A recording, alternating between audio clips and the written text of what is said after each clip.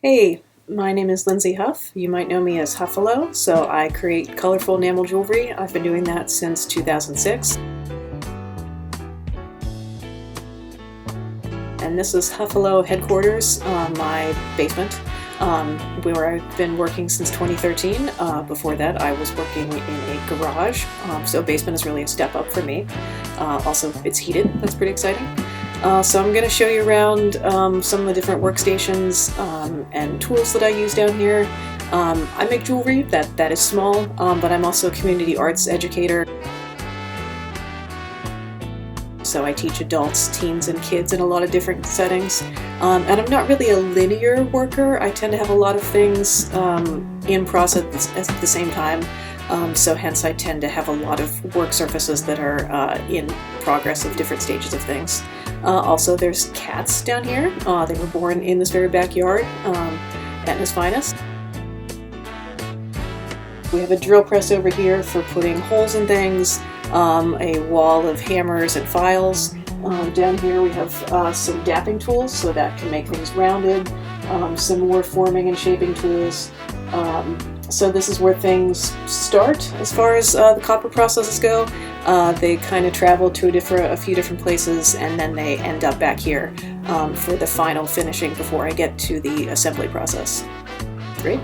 So we'll do a little rotating. Cool. Hot water tank back there with the cat litter container. Doesn't look very exciting, but that's my electroforming setup. So you can grow copper onto non-metallic objects. Great. Here we have two of my kilns. So the one with the giant mug on it, that one is on right now. It's about 1500 Fahrenheit. This big one is something that I use for large panels. That was my very first kiln that I got in Syracuse off of Craigslist. And I will say the tea mug on top of the kiln, if you put a lid on it, you have tea that is warm forever. That is delightful. So that's probably my best innovation that I've ever had. Just a fact. So over here, this is enameling land. So this is all of my enamels in these various jars. So enamel is a specific glass that has the same coefficient of expansion as the copper. So it comes in different forms, different types, different colors. So silica at a base, and then it has different minerals and elements that are added to it. So titanium is in the white, copper oxide is in some of the blues and greens, manganese is in some of the purples. So its chemical formula creates the color.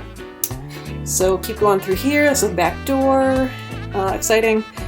Shelf, record player, that's very important. Records. You can see this sweet wallpaper. So that came with the house. Also these workstations. So when I came to look at this house, I was like, oh yeah, this is the place for me. Cool. This is relatively clean. There's some cats. There's another cat. Excellent. Cats doing cat things. You can see that I'm a really big fan of pegboard, so I like to have lots of tools within arm's reach. Also there's my emergency ukulele, that is important too.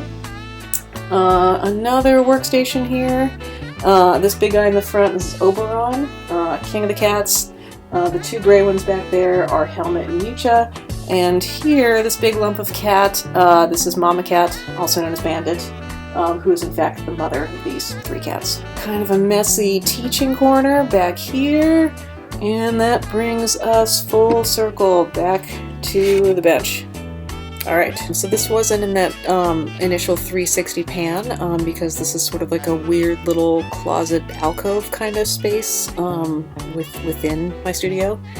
So it's not very big, but it happened to be the exact right width that I can have two workbenches parallel to each other. So this one here is my main work area.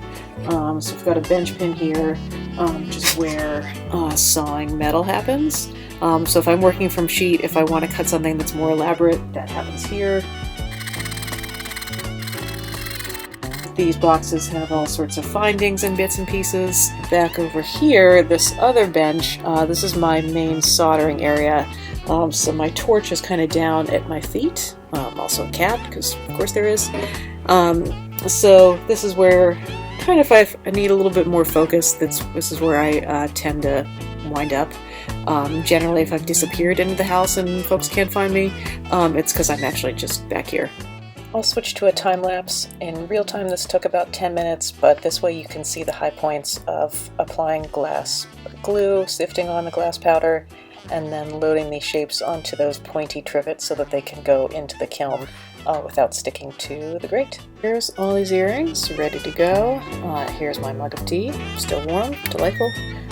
So kiln about at 1550, that's a good spot because I'm going to lose a little bit of heat when I open the door here. It'll be glowing, it'll be very exciting. You can ooh and ah from the comfort of your own home.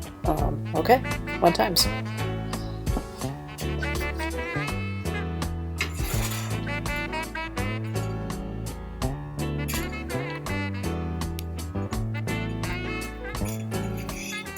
We'll call this the cooking show segment of the video. I'm going to take advantage of liberal editing. Normally this would take about 2.5 minutes. Normally I'd be spending that time maybe picking a new podcast or flipping a record or dancing around, so you can just imagine that. We are back here in the Woodlands area of the studio. My earrings are looking like earrings. I'm pretty happy about how they turned out. Down here, this is kind of my quirky little happy, peaceful place. I think that there's something for me that's really meditative about doing a process that I've done, thousands of times or millions of times even. And it's kind of like a weird, crazy world out here.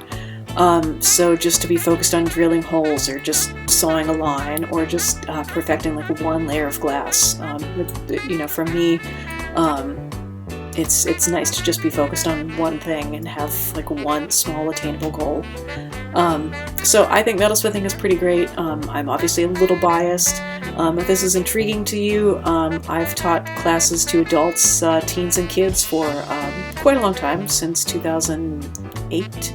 Not doing that right now for obvious reasons, but I am missing that. I hope that's happening again in 2021. You can find me on the internet for more information about when those are happening again at huffalo.net. And typically I'm teaching at Pittsburgh Center for Arts and Media and Artsmiths of Pittsburgh, so you can follow those institutions as well. So again, thank you for visiting. This has been a strange, fun tour. And thanks always to Handmade Arcade for the opportunity, and thanks for watching.